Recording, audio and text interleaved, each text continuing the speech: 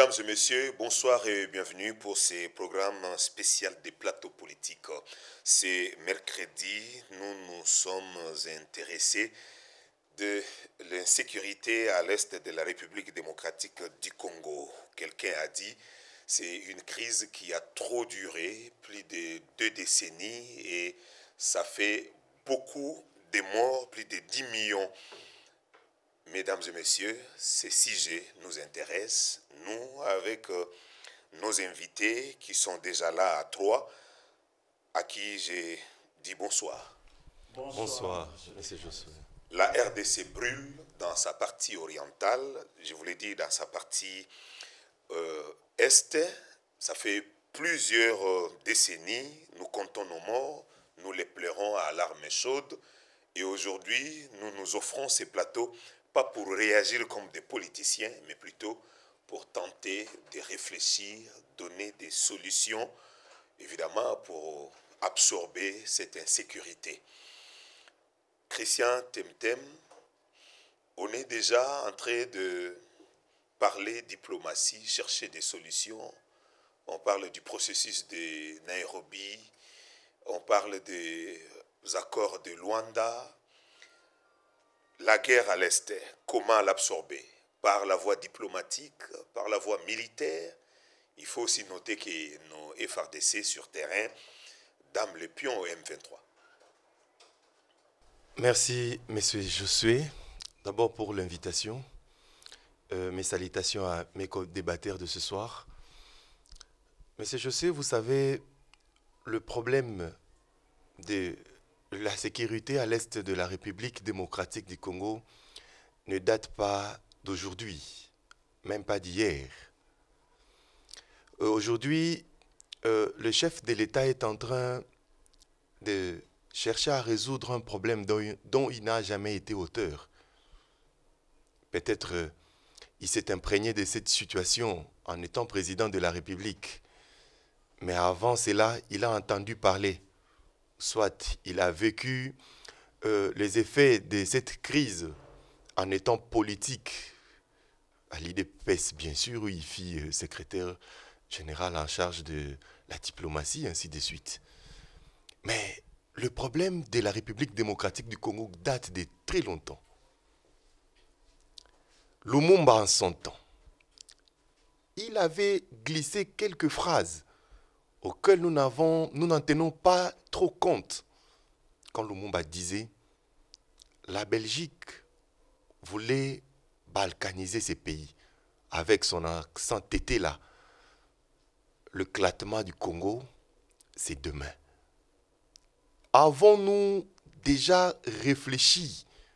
Avons-nous déjà entré à profondeur du propos de Lumumba? Comprendre pourquoi Lumumba disait cela? Où et quand il disait cela? Dans quelle situation Lumumba s'est retrouvé pour balancer cette phrase qui est presque prophétique? Où nous vivons aujourd'hui les conséquences.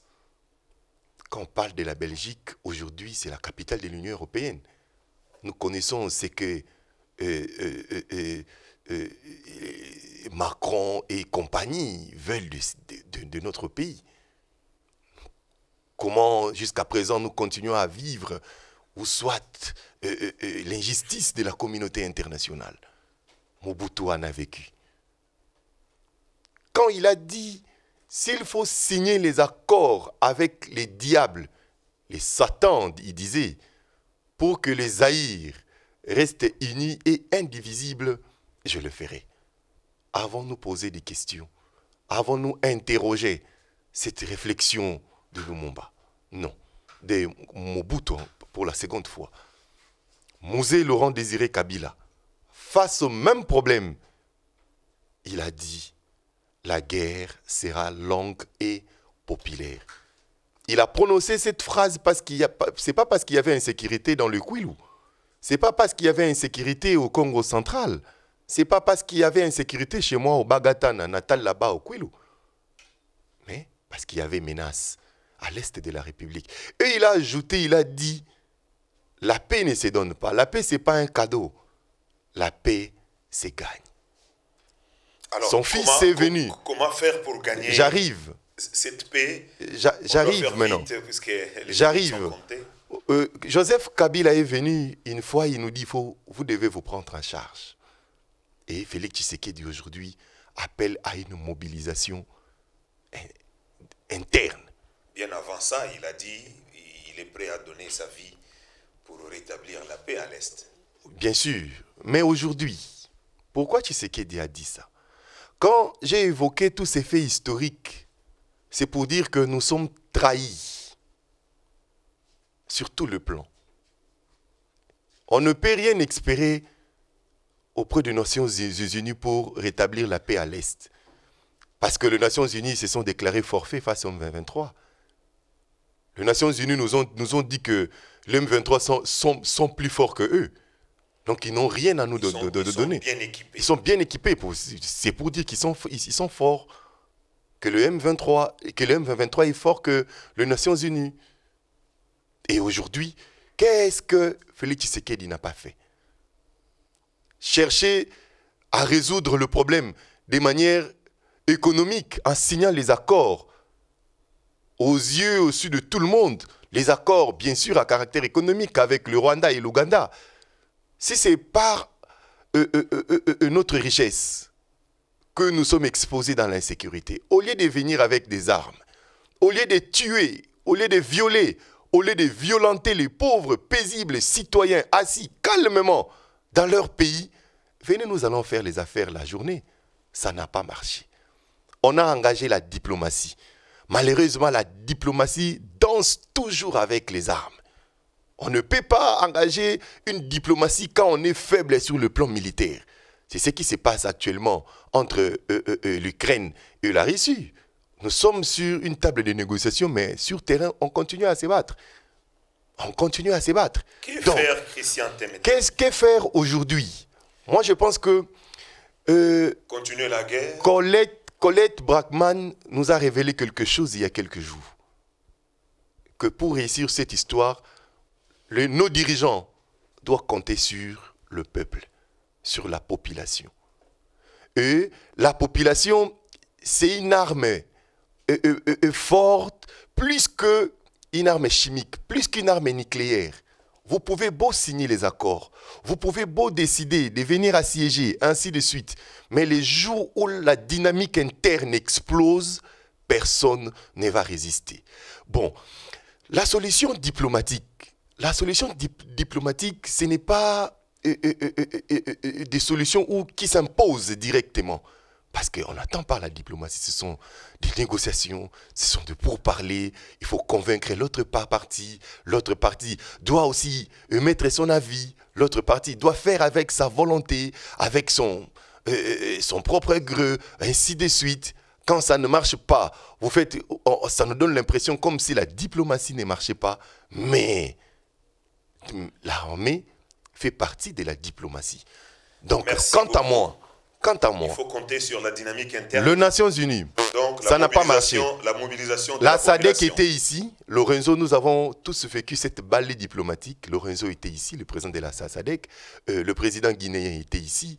Uhuru Kenyatta était ici. William Ruto était ici. Ça n'a pas marché. Ça n'a pas marché. Est-ce qu'il faut baisser les bras? Et les temps passent. Les Congolais continuent à mourir. Les Congolais continuent à souffrir. Il faut plutôt compter sur la dynamique Moi, interne. Je pense que voici... Je conclue par ici. Au lieu de continuer à faire la diplomatie pour chercher à convaincre la petite tête de Kagame, pour chercher à convaincre cette volonté diabolique de Kagame et de Museveni, c'est faire la diplomatie au niveau des Nations Unies. Pour qu'on puisse lever cette histoire d'autorisation préalable avant d'acheter les armes. Cet embargo qui ne dit pas son nom. Qu'on nous laisse libres, nous avons nos moyens, nous avons nos minéraux. Qu'on nous laisse libres d'acheter nos armes. Parce que nous avons d'acheter des armes et d'aller à l'Est avec proportionnalité égale que nous puissions combattre. Merci militairement, beaucoup, il y aura une solution. On va vous redonner les micros. Monsieur Dieudonné Kandé, il y a un opposant qui a dit pour résoudre définitivement ces problèmes de l'Est, il faut ériger un mur. Et lors de la troisième phase du processus de Nairobi, Paul Kagame, le président rwandais, dit oui, ces problèmes de l'Est du Congo, il faut les résoudre, mais il faut les résoudre à fond, une fois pour toutes. Il entend une chose, la présence des ADF sur le sol congolais, c'est un prétexte qu'il a toujours brandi pour que son pays puisse faire la guerre à la RD Congo. Que faire pour résoudre les problèmes de l'insécurité à l'Est? Merci, Monsieur Josué, de nous associer à cette réflexion autour de la vie et de la survie de la République démocratique du Congo et de son peuple. En complément à l'intervention de mon frère, et probablement que je serai aussi complété par mon co-débatteur à droite, Monsieur Fanfan, le Congo n'a des richesses et de vraies richesses que ses ressources humaines, que dis-je, son peuple. Et ce n'est pas seulement le Congo. Toutes les nations sur la planète Terre, la première de leur richesse, c'est leur population, leurs ressources humaines. Qu'est-ce que nous faisons en République démocratique du Congo? Depuis le temps ancien, à ce jour, de nos ressources humaines. La politique sécuritaire, la politique économique, l'économie englobant tout, agriculture, technologie, sport, etc., etc. Avec quelles ressources? Avec quelles normes? Avec quel plan? Je parle des ressources humaines. Mais les ressources humaines sont nulles quand nous n'avons pas les ressources financières. Les ressources financières et les ressources humaines sans plan sécuritaire, sport, santé et autres. Et donc le problème, il est fondamental. Et ces ressources humaines sont gérées par qui? Par le pouvoir public, exécutif, législatif et judiciaire, plus le quatrième pouvoir qu'est la presse. Vous êtes la société civile comme partenaire des pouvoirs publics, églises, sociétés professionnelles, syndicats, patronats, etc., etc. Voilà les encadreurs de la population. De 1960 à aujourd'hui, comment nous avons encadré notre population pour en arriver là où nous en sommes, la crise de l'Est à laquelle vous faites référence? Comment nos frontières sont devenues poreuses? Comment les forces de sécurité et de défense se sont retrouvées en train d'être infiltrées, en train de fuir les terrains des opérations pour laisser la place aux envahisseurs? Donc, le problème de notre pays est un problème profond. L'Église qui gère l'homme dans sa dimension spirituelle, mais aussi matérielle, parce que le Christ, d'après la prédication de la Bible, il n'a pas prêché que la parole, mais quand on lui a dit que les gens avaient faim, il a demandé « vous avez quoi ?» Il a réglé aussi le problème de sécurité alimentaire. Donc, il faut prendre ce problème dans son tout.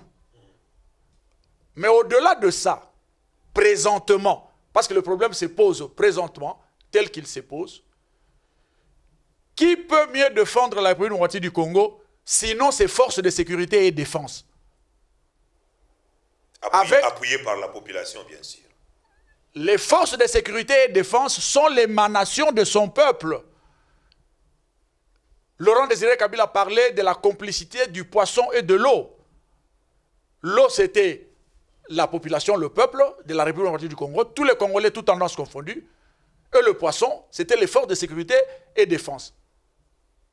Cette complicité s'impose, mais aussi les moyens financiers pour accompagner ce combat-là.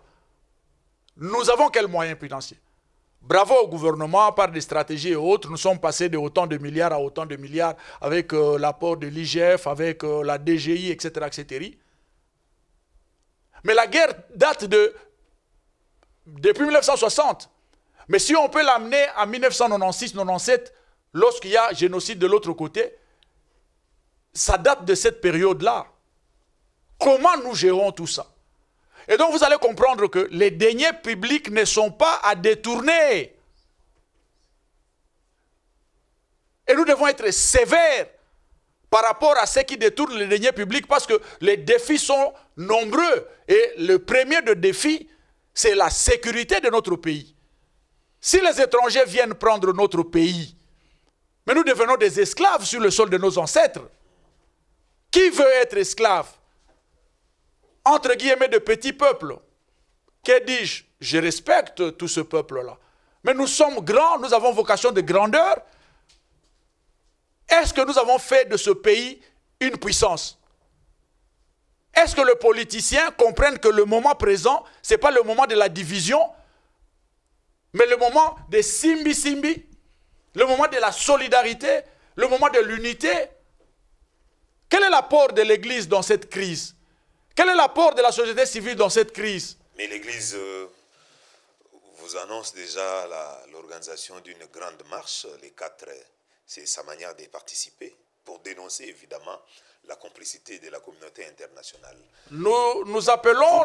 Vous pensez, vous, M. Dieudonné, que la crise de l'Est a été mal gérée? Bon, mal gérée évidemment par les Congolais. Ce n'est pas le lieu sur ce plateau de jeter des fleurs ou des tomates à qui que ce soit. Mais ce que nous devons atteindre comme objectif, c'est d'obtenir la pacification de notre pays et la mise hors d'état de nuire des envahisseurs sur le territoire national. Quant à c'est le vœu de tout le monde. Quant à la mobilisation, on y arrive. Quant à la mobilisation lancée par l'Église, nous soutenons en tant que société civile et nous demandons à la population de se mobiliser pour être très nombreuses ce jour-là. Mais au-delà de ça, nous demandons à nos compatriotes sur toute la planète Terre, les Congolais sont représentés partout, de programmer des manifestations du genre dans toutes les capitales, là où ces compatriotes, nos compatriotes se trouvent, avec des mémos pour dénoncer les envahisseurs, les multinationales et les puissances qui accompagnent l'envahissement, la désorganisation, la tuerie, le pillage de notre pays. Devant les ambassades des pays que nous tous nous connaissons, les pays africains et les pays occidentaux, avec des mémos. Aussi le lieu. Ça pourrait régler l'affaire. C'est une contribution. Vous avez posé la question. Tout fait nombre, la mobilisation, l'encadrement des forces de sécurité et de défense, la bonne gouvernance de la République pour canaliser les moyens financiers prioritairement pour régler la situation de la pacification et ensuite régler le problème, entre autres, les gens ils parlent des élections, etc. Mais qu'est-ce qu'il y a entre élections et guerre? Le débat est ouvert. Il y a également des problèmes de la survie de la population, etc., etc. Donc la priorité des priorités, c'est la sécurité. Si nous n'avons plus ce pays, il n'y a pas de débat politique, il n'y a pas le Saint-Esprit dans les églises en train de parler en langue, de danser en langue, de chanter en langue, etc.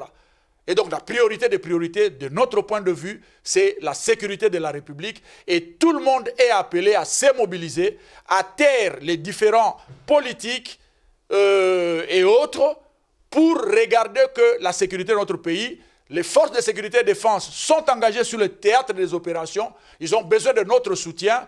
Et voilà. Merci beaucoup. Monsieur Fanfan Massiansima, Lumumba déjà en son temps soupçonné qu'il y avait un plan de balkanisation.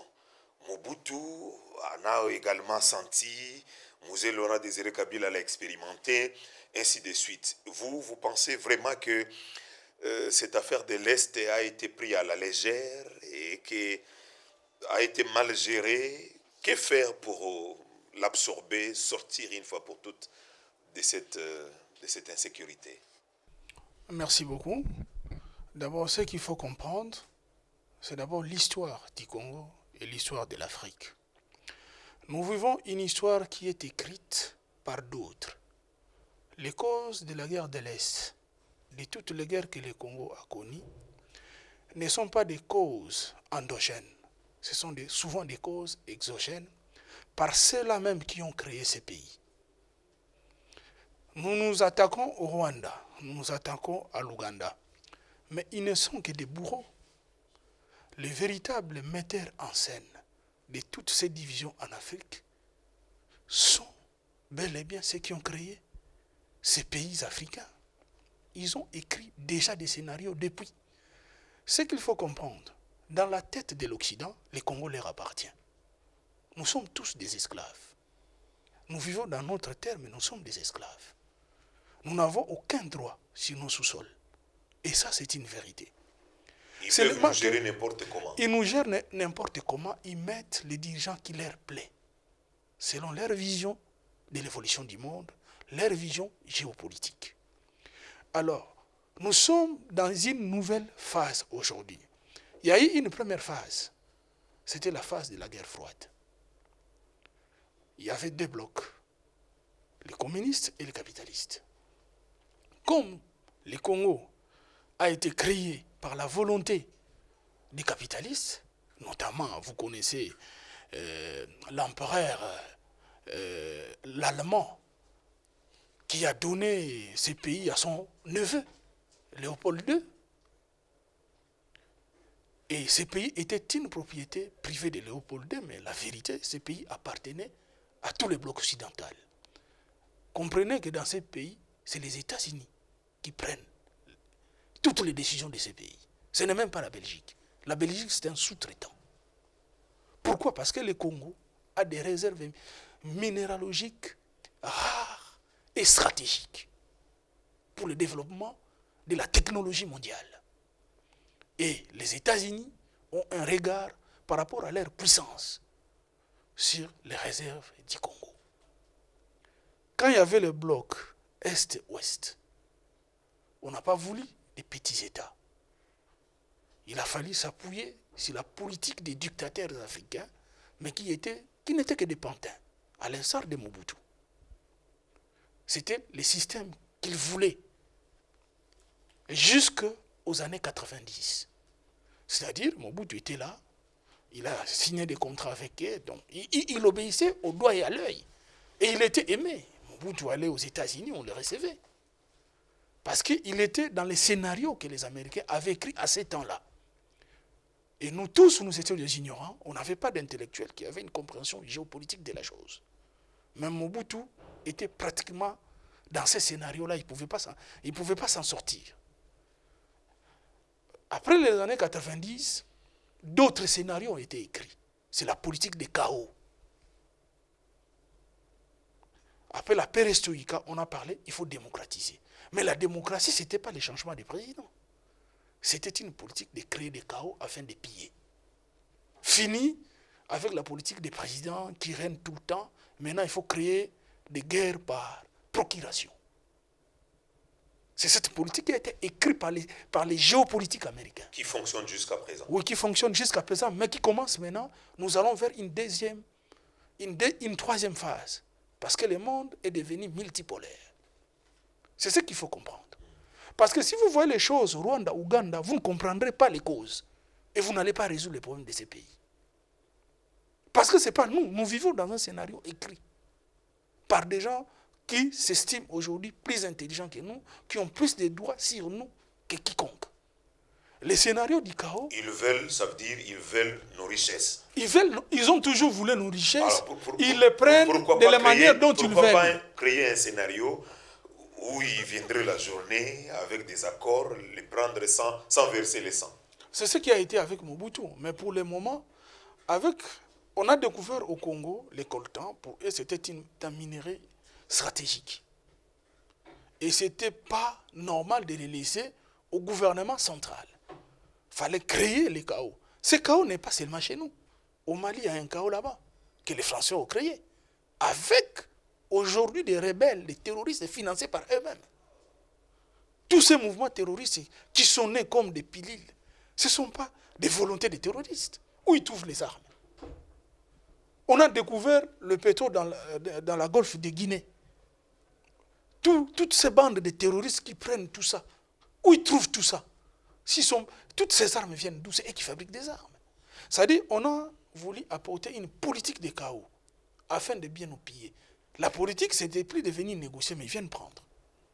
Alors, la troisième phrase que vous voyez venir, c'est... Cette réalité fait qu'aujourd'hui, nous vivons la guerre de l'Est. Parce que comment voulez-vous, un État qui est agressé, mais on lui donne l'embargo? Est-ce que vous imaginez ça? Le Rwanda n'est pas les Nations Unies. Mais on dit, on ne donne pas des armes à cet État. Ou il faut des mesures d'information. Mais vous informez, rien n'arrive. Même les transporteurs, on lui interdit de transporter nos armes.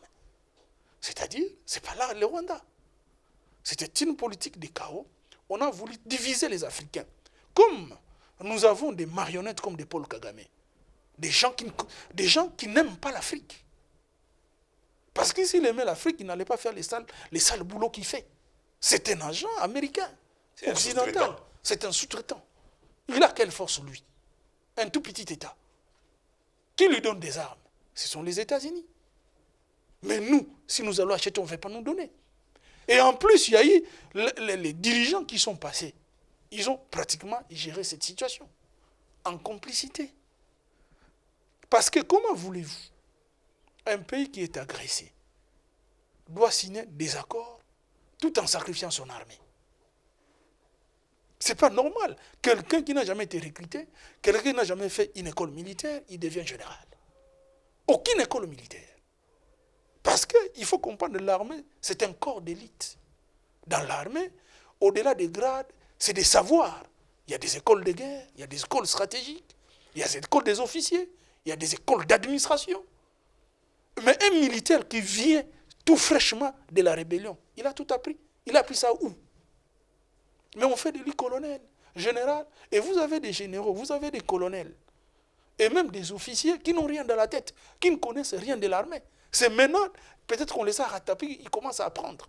Mais ils n'ont pas de réflexes militaires comme il le faut. C'est juste des assassins. Monsieur Fanfan, quand vous faites cette note, ça veut dire que, bien qu'il y a des scénarios écrits ailleurs et que nous subissons, nous avions nous aussi mal géré l'affaire.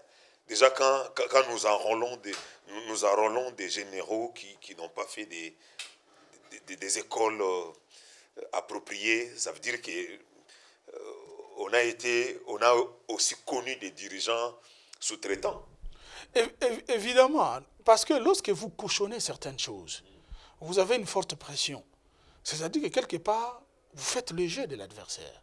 C'est-à-dire que l'adversaire a voulu placer des gens qui vont faire son jeu. Et vous verrez que dans ces pays, là où on attend le meilleur ne vient toujours pas. On met toujours quelqu'un facilement qui aime l'argent, il peut être corrompu facilement. On ne met jamais le meilleur à la place qu'il faut. À chaque fois qu'il y a même une nomination, les gens sont déçus. Depuis que je suis là, vous sentez que les nominations ne viennent pas à point. Ce n'est pas les déclics qu'on voulait. Parce que on ne veut pas parfois mettre ceux qui pensent beaucoup. Parce qu'ils risquent d'amener des réformes. Vous comprenez? Ça, c'est une politique pour nous maintenir dans l'esclavagisme. Et nos dirigeants ont des pressions pour gérer ce genre de politique. Mais aujourd'hui, le monde est devenu multipolaire. Le centre n'est plus les États-Unis. Aujourd'hui, nous avons la Chine qui monte en puissance, une puissance économique qui a beaucoup d'argent. Nous avons le Brésil, nous avons la Russie, nous avons l'Indonésie, nous avons l'Inde qui dépasse aujourd'hui l'Angleterre. L'Inde, aujourd'hui, est au-dessus de l'Angleterre, même si du point de vue géopolitique. L'Inde pèse. Aujourd'hui, nous avons les pays comme la Turquie.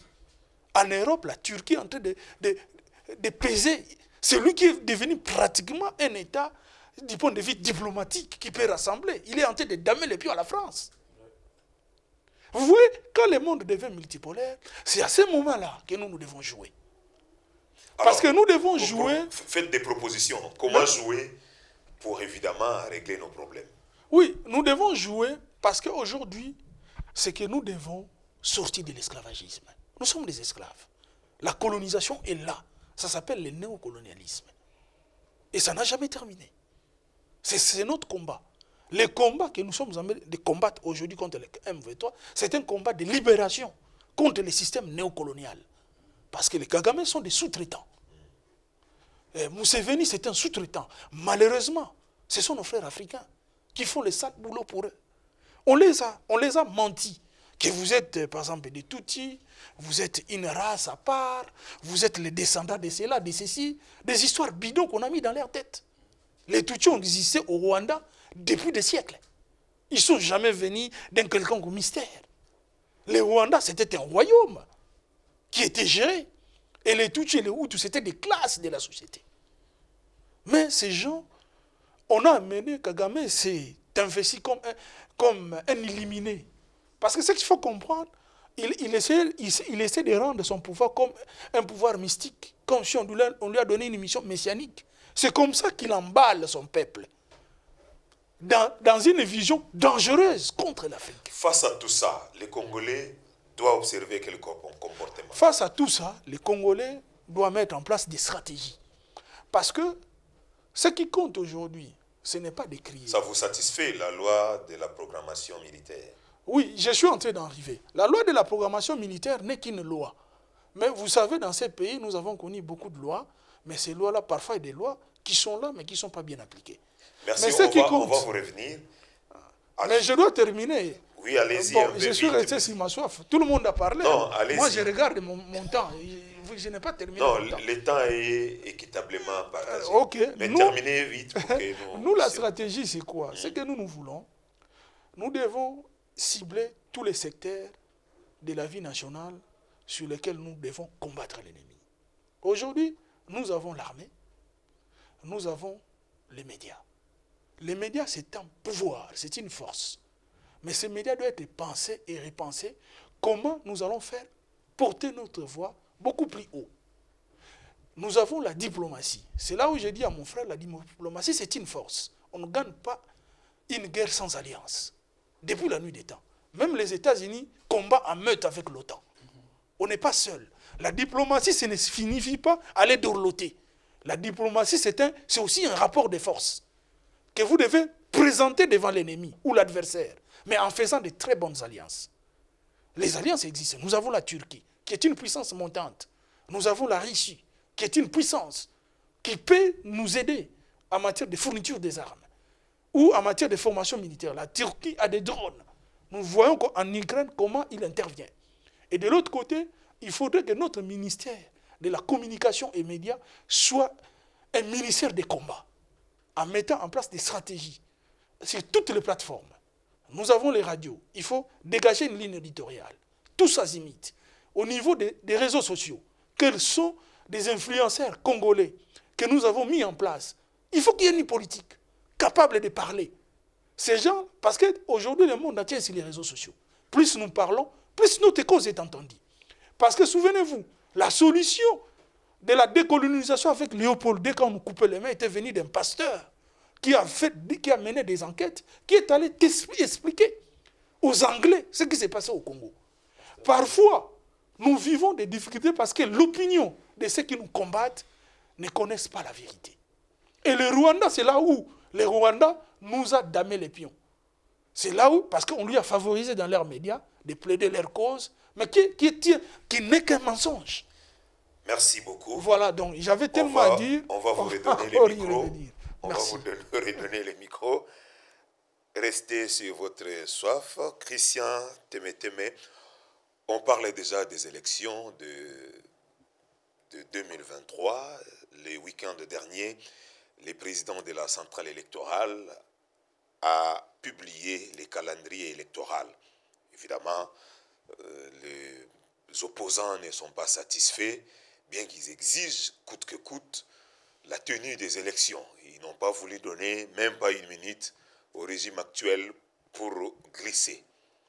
Il faudra-t-il aller aux élections sous fond de guerre? Que faire dans ces contextes?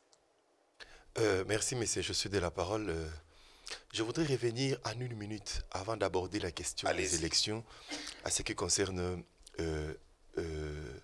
l'Est de la République démocratique du Congo, bien entendu. Vous savez, ce qu'on appelle, quand on parle de l'hégémonie occidentale en Afrique, c'est tout le problème. On ne veut pas nous voir autonomes. On ne veut pas nous voir forts. On ne veut pas nous voir organisés. On ne veut pas nous voir épanouis et évoluer. Pour eux, on doit rester toujours pauvre. On doit rester toujours malléable. On doit rester toujours misérable. Mobutu disait une fois aux Nations Unies, quand on vous donne 1 kilo de médicaments, on mobilise la presse internationale. Ah, ils sont pauvres. Voilà, je donne le médicament, ainsi de suite. Mais quand on a le vrai problème, vous allez trouver personne. Ça a commencé avec le printemps arabe. Ça a commencé avec le printemps arabe. Vous savez ce que Sarkozy a fait. Vous savez le rôle des Français. Vous savez le rôle de l'Europe dans le printemps arabe. Mais là, Kadhafi est parti. Le peuple Moubarak est parti. pris en charge, non? Non. Moubarak est parti. Kadhafi est parti. Ben Ali est parti. Aujourd'hui, qui devient l'Égypte, la Tunisie et la Libye? Ce sont aujourd'hui des forêts, ce sont aujourd'hui des lacs sans poissons. On les a vidés de toute subsistance économique, militaire, diplomatique. Est-ce qu'on parle toujours de Libye? Les Soudan. Quand Kadhafi était là. Aujourd'hui, qui peut encore parler des États-Unis d'Afrique? Regardez l'Égypte sous Moubarak. Et regardez l'Égypte d'aujourd'hui. À qui la faute? Mais c'est Fanfan. À qui la faute? Non, j'arrive. J'arrive. Mais non, avec le pays des Maghreb, ça a marché. L'Afrique noire reste un peu têtue. Vous vous entêtez, on vous brandit la guerre. Non, vous vous entêtez, on vous brandit l'insécurité. Regardez ce qui se passe au niveau du Sahel. Le Shebab à Somalie, Boko Haram au Nigeria et ici au Congo. C'est le même problème. Malheureusement, l'Occident a recruté nos propres frères africains contre nous. Regardez ce que Sassou Nguesso joue comme rôle. C'est un esclave de l'Union européenne. Ça, ce sont des mots justes. C'est un esclave. Comment il peut vendre une portion de terre aux Rwandais, soi-disant pour faire l'agriculture, mais en réalité, c'est pour surveiller la RDDC. C'est la même chose au niveau du Centrafrique. Il y a eu des menaces de l'incursion. Regardez un autre esclave, Macky Sall. Nous sommes agressés. Tout un président de l'Union africaine qui sort vraiment avec une belle costume, une belle cravate pour dire à un grand Congo comme ça d'aller négocier avec une groupuscule. Et voilà le rôle que Kagame est en train de jouer. En réalité, on combat, ce n'est pas Kagame qui est notre adversaire direct. M. Fanfan l'a dit, je suis content. Ce n'est pas Kagame. Kagame ne figure pas parmi les puissants, parmi les 10 meilleures armées africains. Nous sommes 10e, Kagame n'existe, le Rwanda n'existait pas, même pas parmi les 20, même pas parmi les 30. La vérité, c'est quoi? Quand je fais de vous, garçon de course de ma femme, je ne peux pas vous donner beaucoup de moyens comme moi. Sinon, un jour, tu iras avec ma femme. Je te donne juste 2 minables. Je te donne rien. Je t'envoie. En réalité, ce n'est pas toi qui es fort. En réalité, c'est moi le boss. En réalité, c'est moi le patron. C'est tout ce qui se passe. On nous brandit le Rwanda comme un paillasson. En réalité, le Rwanda, ce n'est pas notre adversaire direct. Mais M. Fanfan l'a dit. Je suis encore une fois de plus content. Ce n'est pas le Rwanda qui est notre adversaire direct. Parce que s'il n'est pas parmi les 30, nous sommes les 10. D'où il tire la force. Puisque nous avions déjà la solution, compris la solution, il y a 2 solutions. On active la diplomatie au niveau au niveau de nos vrais agresseurs. Et la deuxième solution, c'est de construire une armée forte pour faire peur à nos voisins. Et mobiliser la population. Ça, je l'avais déjà dit, la dynamique interne reste la force. Alors, dans un contexte comme ça de conflit, faudra-t-il aller aux élections coûte que coûte? Je commencerai par dire ceci. Notre centrale électorale a produit un calendrier qui est réaliste et réalisable. Jusqu'à la preuve du contraire, là où je suis là, je ne vois pas soi-disant opposant, ainsi de suite, qui va écrire. Il faut voir d'abord la manière dont les dates, les activités, la manière dont la CENI a réparti cela. Ça pose aucun doute. Il n'y a pas de doute sur ce point. Un acteur politique sérieux, un parti politique sérieux doit déjà commencer à affûter les armes. On va pour se préparer pour se préparer aux élections. J'arrive. Pour se préparer aux élections. Parce que l'organe technique, c'est lui qui organise les élections, c'est la CENI. Quand la CENI vous dit il y aura élection en telle date, et c'est précis, il a donné des dates avec précision. Donc il n'y a même pas à tergiverser, il n'y a même pas à créer des raisons. À moins que, hein, vous connaissez les systèmes, il y a des opposants ici, il n'a même pas une base. Son parti, c'est juste lui et sa femme. Peut-être aussi sa femme n'est pas membre de son parti politique. Il n'y a que lui seul, avec son mallette, avec son téléphone. Mais il passe dans des médias, il n'y aura pas élection, voilà le peuple. Mais en réalité, un parti politique sérieux a daté déjà de samedi, ils ont déjà commencé à se préparer pour les élections. Mais le plus grand problème, là où Kadima est sincère, moi je retiens 3 contraintes. Le premier contrainte, c'est les contraintes financières. Mais de ce côté-là, je vois que le gouvernement est en train de financer les activités électorales avec beaucoup de responsabilités. Je doute que l'année prochaine, qu'il n'y ait pas élection, parce que le gouvernement, la deuxième contrainte, puisqu'on doit donner parce que le gouvernement n'a pas donné les moyens. L'autre contrainte, c'est les contraintes politiques. Il y a une classe, il y a une frange de la classe politique qui pense qu'il faut aller encore dans les négociations. Les gens qui vous chantent concertation, on doit négocier, on doit... Même s'il y a déjà un calendrier électoral, si le pouvoir en place cède dans ces chantages, nous allons dans des négociations, il y aura glissement, parce qu'il y aura gouvernement d'union nationale, ils vont se chercher des postes dans des conciliabules, dans des salons noirs, et ainsi de suite, pour se faire une petite santé financière, se préparer pour les élections la fois prochaine. Okay. Mais la troisième contrainte, là c'est la contrainte vraiment qui nous touche, cette contrainte est sécuritaire. Si la situation sécuritaire de notre pays ne nous permet pas d'aller aux élections parce qu'il y a une intégrité territoriale à défendre, ça, moi, je m'incline. Et tout le monde doit se soumettre. Nous ne sommes pas... L'opposition ne va pas brandir légitimité. Quelle légitimité? Mais attendez, M. Josué, dans quel pays c'est l'opposition qui donne la légitimité et la légalité? La légitimité, c'est la CENI. C'est lui qui publie les candidats élus. Et la légalité, c'est la Cour constitutionnelle. C'est lui qui valide. Ce n'est pas l'opposition. Merci beaucoup. L'opposition, même machin, s'il y a guerre dans 4 provinces, cette opposition-là va aller battre campagne où? Cette opposition-là va accepter un président qui est élu seulement à une partie de la République? Je ne pense pas. À eux de répondre. Donc, merci à eux de répondre, moi je pense qu'il y a la contrainte vraiment sérieuse qui peut essayer un peu de nous empêcher d'aller aux élections. C'est la contrainte sécuritaire. Ok, monsieur Dieudonné, vous l'aviez dit, l'agression dont on fait objet nécessite beaucoup de moyens financiers, alors qu'il faut encore organiser les élections qui nécessiteront également des moyens financiers. Que faire dans cet environnement de troubles? Il faudra coûte que coûte aller aux élections ou trouver un palliatif du genre dialogue, quelque chose de comme ça. L'idéal, cher journaliste, c'est la paix et la réalisation des élections dans ce contexte de paix. Malheureusement, la République démocratique du Congo, jusqu'à cet instant où nous sommes sur ce plateau, est amputée de la paix dans sa partie est.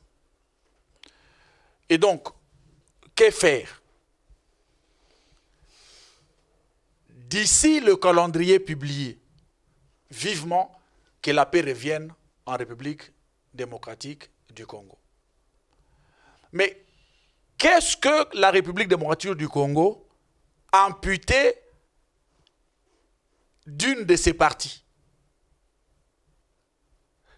Dans la hiérarchie de priorité, est-ce les élections? Est-ce l'intégrité du territoire national? Qui est ce Congolais qui est calme, il dort dans son lit, il va à la prière avec un pays amputé? Matière à réflexion, aussi bien pour ceux qui se disent de l'opposition, ceux qui sont au pouvoir que la société civile. Et donc, la priorité des priorités, c'est la sécurité nationale, c'est l'intégrité du territoire national, c'est la souveraineté nationale. Regardez, les États-Unis d'Amérique ne sont pas prêts à accorder un morceau de leur territoire aux Mexicains, aux Canadiens, à leurs voisins, pour l'une ou l'autre raison, au Cuba. La France n'est pas prête à donner une partie de son territoire à ses voisins. La liste est longue. Les frontières héritées de ce que mon frère a dit de l'histoire de la colonisation. Mais quelle est cette histoire? C'est l'histoire des empires et des royaumes de nos ancêtres qui finalement, quand on les met ensemble, on est dans ce qu'on a appelé État indépendant du Congo. Mais pourquoi on est déjà indépendant dans le cadre de l'EIC? Et puis finalement, il y a une colonisation qui arrive.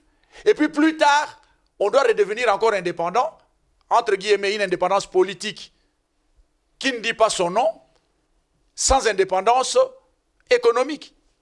C'est parce que justement, nos royaumes et nos empires, nos ancêtres, c'était des gens super organisés qui exerçaient la gestion de ces empires et royaumes en toute démocratie. Mon frère a parlé de la Chine. La Chine est démocratique. Nous allons nous étonner. Comment vous dites ça? Non, comme nous sommes formatés à la démocratie occidentale, nous croyons que la Chine n'est pas démocratique. Non, la Chine, c'est qu'elle peut prendre de la culture occidentale, technologie, science et même une certaine organisation démocratique. La Chine a pris. Mais ce qu'il doit garder de son identité, et c'est ça les ressources humaines dont on parle. Qui sommes-nous, Congolais?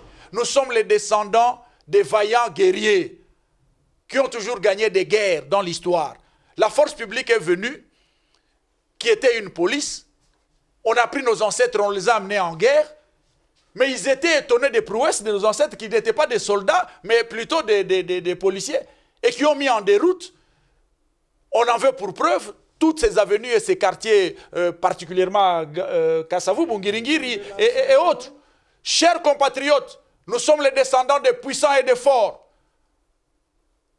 Notre mental doit être le mental des gagnants. C'est vrai, nous avons de petits problèmes, des moutons noirs, des corrompus de traîtres, des nombrilistes, des souventristes. Mais prenons conscience que nous sommes des forts dans tous les domaines et mobilisons-nous pour mettre hors d'état de nuire les envahisseurs et leurs commanditaires. Il nous faut des intelligences, intelligence de la sécurité, intelligence de l'économie, intelligence de l'administration, intelligence et l'intelligence à opposer. Parce que la Chine oppose aux autres quoi? L'intelligence. Quand les Européens se sont séparés de leurs frères qui ont créé le nouveau monde qu'on appelle les États-Unis d'Amérique, il s'agissait de quel combat? Un combat d'intelligence. Ils se sont dit non, cette manière de faire, nous on n'est pas d'accord. Ils sont partis sur un territoire inconnu. Ils sont venus récupérer quelle main-d'œuvre? Nos ancêtres, qui étaient déjà des grands guerriers, des grands cultivateurs et autres, etc. Et quand ils les ont amenés là-bas, dans le Nouveau Monde est devenu une grande puissance. Les inventeurs, on ne consulte pas l'histoire, c'est des Noirs, nos ancêtres. Et donc, le peuple du Congo, on parle des îles de Gorée, d'accord, on s'incline. Mais les gens sont partis aussi de notre sortie de Banana, de Boma. Boma, ça s'appelle Vivi. C'est déjà une intelligence qui collabore avec le Portugal en son temps. Donc, bref, élection, oui, mais dans un contexte de paix et d'intégrité et de souveraineté nationale. S'il arrivait qu'on n'arrive pas à ces contextes, ben, c'est la maison Congo. Et le niveau le plus élevé, c'est la maison Congo. Merci beaucoup. Que les Congolais parlent de leur maison pour la sécurité de leur maison. Et les Américains, l'Occident et les autres, c'est des partenaires. Autant ceux qui sont utilisés pour fragiliser le Congo, les pays africains là, sont allés vendre du vent, autant nous devons nous lever. La diaspora congolaise, la société civile congolaise, Église, toutes les structures de la société civile et le pouvoir, comme un seul homme, on va avec notre canevas, notre cahier de charges, partout, pour expliquer et défendre la cause du Congo. Le Congo gagnera. La cause est juste. Tenons bon le... Monsieur Fafa Masiansima, ce que vous ne compreniez pas, c'est que le pays est agressé, nous sommes en guerre, nous comptons beaucoup de morts. Mais voilà, il y a des politiques qui vous parlent encore des élections. Là, ça paraît absurde. Oui, parce que nous sommes quand même un peuple un peu qui étonne. Pourquoi? Parce que, vous imaginez, dans l'histoire, il y a un président qui a beaucoup duré aux États-Unis. C'est Roosevelt. Il a fait 3 mandats. Vous savez pourquoi? C'est à cause de la guerre. Quand il y a la guerre, il y a ce qu'on appelle la mobilisation générale. Cette mobilisation est constitutionnelle. Et quand on mobilise, tout le monde est en état de guerre. Et en état de guerre, on va faire des élections comment? C'est ça la contradiction. Nous avons une guerre. Cette guerre doit être conduite par le chef de l'État, parce que c'est lui le chef des armées, le commandant suprême. Et tout le monde doit le suivre derrière. Dans un pays, l'opposition, la société dans un civile. pays comme le nôtre, à ce moment, on n'aurait pas parlé de l'opposition. La question devrait être comment gérer cette guerre, comment la gagner. En temps normal. En temps On normal, devrait mettre le les président de la intelligences en République contribution. devait réunir toutes les intelligences du pays et réunir toutes les têtes d'affiche politiques. Et s'il traînait les pas? C'est-à-dire Martin Fayoulou, il appelle de l'autre côté Jean-Pierre Bemba, Moïse Katumbi, venez, la maison brille. Quelle est votre contribution? Quelle est votre contribution? Ça devait être une affaire de tout le monde. C'est vrai, est-ce que nous allons condamner l'opposition? Nous allons condamner le pouvoir ou qui? Parce que il y a eu une politique pour faire cette guerre avec une mobilisation générale. La mobilisation générale, on la décrète, mais il faut mettre en place une politique de cette mobilisation. Absolument. Et cette politique de cette mobilisation doit toucher tous les secteurs de la vie nationale. C'est-à-dire, ceux qui sont dans les médias, comme vous les journalistes, vous devez être en posture de guerre. Et vous avez une ligne éditoriale. Ceux qui sont dans les réseaux sociaux, les influenceurs, ils ont une ligne. C'est ça la guerre, c'est ça la mobilisation. Nos mamans qui sont dans les champs, ils peuvent faire des contributions pour l'effort de guerre. Parce que la guerre demande des moyens. On peut avoir des cotisations spéciales. Et je ne sais pas m'y rendre, je suis entrepreneur, mais je donne autant pour la guerre. C'est ça la mobilisation. Ça dit tout le monde. Ça, c'est en temps réel. Oui, en temps, si on doit parler de la mobilisation. On peut même faire des réquisitions, même des véhicules. Exactement. Ce qu'on trouve intéressant, on le met au service de l'armée. Et nous allons faire la guerre. Et quand on fait la guerre, il n'y a pas de chansons de joie. Il n'y a que les chansons de détresse. Parce que nos frères sont en train de souffrir. Nous vivons comme si, de l'autre côté, il n'y a pas de guerre. C'est grave ça. Nous voyons Zelensky. C'est un chef de guerre. Tu vois comment il se comporte? Est-ce que Zelensky peut faire la fête? Il ne fait pas la guerre, il est en mobilisation. Et toute la classe politique de l'Ukraine est en guerre. Mais chez nous, nous comprenons les appétits du pouvoir, nous les comprenons. Les gens ont besoin aussi d'être là pour faire mieux dans 2 ans. Ce qui est très difficile. Mais de l'autre côté, ce que nous n'apprécions pas, surtout au niveau du pouvoir, ça dit pendant ces temps, il ne faut pas être aussi dans des politiques comme si rien ne passe, on fait des nominations, si et là, les gens font des fêtes. Non. C'est des moments où même les mobilisations doivent, toutes ces nominations doivent être intelligentes, des nominations de guerre. On ne met pas quelqu'un qui n'a pas d'expérience. Parce que nous faisons face à l'infiltration, qui est un moyen de l'ennemi, pour nous désolidariser. Il ne faudrait pas que l'adversaire trouve des faiblesses dans les systèmes du pouvoir pour les brandir, en fait, de les opposer. Parce que si les opposants, aujourd'hui, sont écoutés parce que le gouvernement a des failles. Je vous dis, dans un pays où le gouvernement fait bien son travail, l'opposition s'était. Vous pensez vraiment en Russie, les opposants peuvent battre Poutine?